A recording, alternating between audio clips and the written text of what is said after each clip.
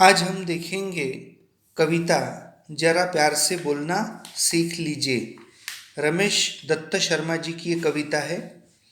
इस कविता में गजल के शेरों में शर्मा जी ने प्रेम से बोलना, सही समय पर बोलना, बोलने से पहले विचार करना, आत्मनियंत्रण करना, आत्मनियंत्रण यानी सेल्फ कंट्रोल, मधुर भाषी होना यानी हमें मीठा बोलना चाहिए हमेशा, आदि गुणों को अपनाने के लिए प्रेरित किया है। कवि का मानना है कि हमेशा होठ सीकर, सीकर यानी सिलकर यानी मुंह बंद करके ही नहीं बैठना है। आवश्यकता अनुसार आक्रोश, आक्रोश यानी गुस्सा भी हमने प्रकट करना जरूरी है। आइए देखते हैं इस कविता के कुछ शब्दार्थ। जैसे बेबात यानी बिना बात, सीकर यानी सिलकर, ख्याल विचार, जुबा यानी जीभ, मुंह भी बोल सकते हैं, रोपना यानी बोना, यार मित्र, गुल फूल। कवि कहता है कि वाणी में शहद घोलना सीख लीजिए, जरा प्यार से बोलना सीख लीजिए। यानी हमारी वाणी, वाणी यानी हमारी भाषा, बोलना ऐसा होना चाहिए, मीठा होना चाहिए शहद की तरह, और हमें प्यार से बोलने का तरीका आना चाहिए, हमने सीख लेना चाहिए।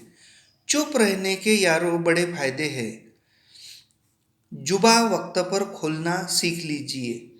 हमेशा बोलना ही जरूरी नहीं है, कभी कभी चुप रहना भी जरूरी है। अगर मान लो दो लोगों का झगड़ा हो रहा है, तो अगर एक ने चुप्पी साध ली तो दूसरा भी अपने आप शांत होता है। इसलिए कवि कहते हैं कि चुप रहने के यारो बड़े फायदे हैं, जुबा यानी मुंह वक्त पर खोलना सीख लीजिए। लेकिन अगर जरूरत पड़े तब हमने मुंह खोल करके बात कर लेनी चाहिए।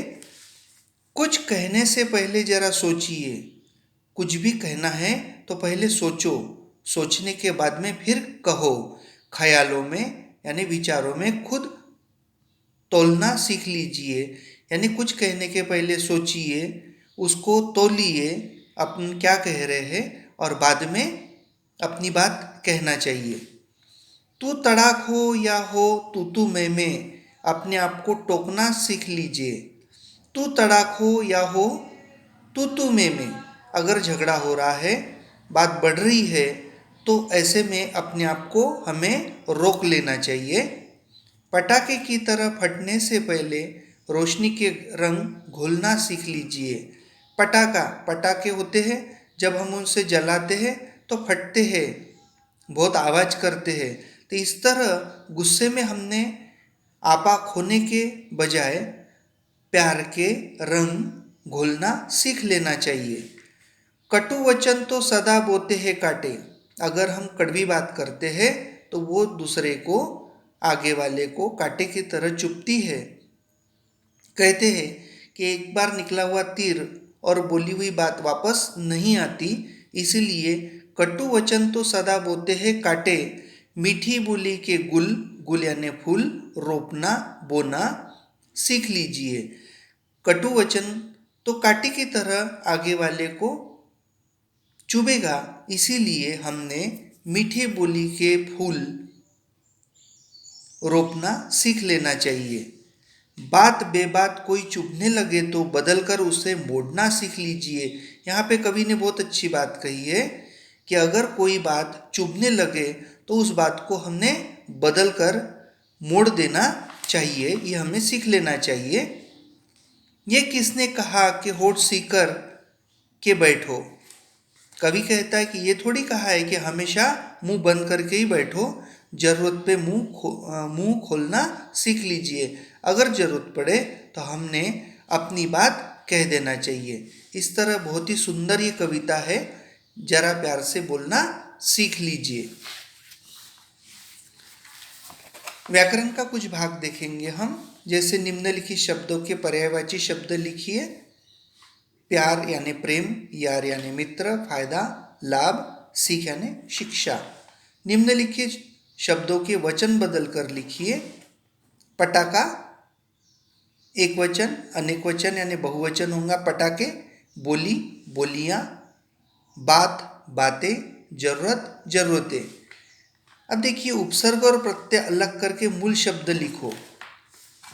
भारतीय, इसमें भारत में जोड़ दिया ईय, तो ये हो गया भारतीय। ईय क्या हो गया? प्रत्यय।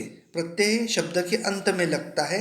आस्थावान, आस्था प्लस वान, वान प्रत्यय। व्यक्तित्व, व्यक्ति प्लस त्व, त्व प्रत्यय। स्नेहिल, स्नेह जमा इल, इल प्रत्यय। अब उपसर्ग देखिए, उपसर्ग शब्द के पहले लगते हैं, जैसे बेबात, इसमें बे क्या है? उपसर्ग है।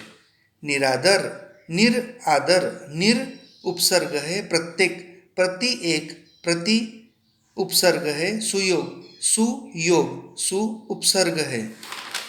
उसी की तरह कल्पना पल्लवन, वाणी की मधुरता सामने वाले का मन जीत लेती है। इस तथ्य पर अपने विचार लिखो। ये मैंने आपको लिख के दिया है, आपको लिखना है। इसी तरह एक निबंध है, यातायात की समस्याएं एवं उपाय विषय पर निबंध लिखो। ये भी मैंने आपको लिख के दिया है, आपको लिखना है। इसी के साथ ये स्वाध्याय पूरा करना है, ये व्याकरण भी लिखना है और निबंध भी लिखना है।